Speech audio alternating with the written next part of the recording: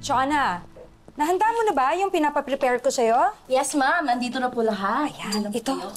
Vanessa, bagay ito sa'yo. Yan. Mamaya na ang Thanksgiving party ng papa mo. Ipapakilala ka na niya sa mga kaibigan at kapartido niya.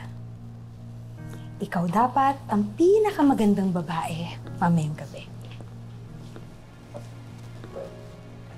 Ma, yung sa mga bisita po kaya mamaya, puro kaibigan niyo lang po ba ni Papa ang dadalo? Yung mga kaibigan ko po kaya darating din? Diba, na-explain ko na yan sa'yo noon pa. Na ang lahat ng kaibigan mo ay nasa Amerika kasi doon tayo nakatira. Wala kang kaibigan dito sa Manila.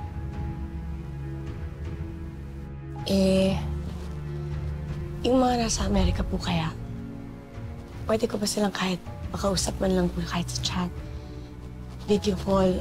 Gusto ko po sana silang makilala eh. Ilang beses ko ba kailangan ipaliwanag sa'yo ang bilin ng doktor mo? Na ang mga kakilala mo noon ay hindi makakatulong sa pag-recover mo sa amnesia. Makakagulo lang sila. Isa pa, hindi tayo dapat nagtitiwala sa mga tao. Kahit pa sa kaibigan. Ayoko nang maulit ang nangyari sa atin na disgrasya noon. Nag-iingat lang tayo. Sorry po, Mama. Tulungan mo na siya, Chona, naman suka. Halika na lang.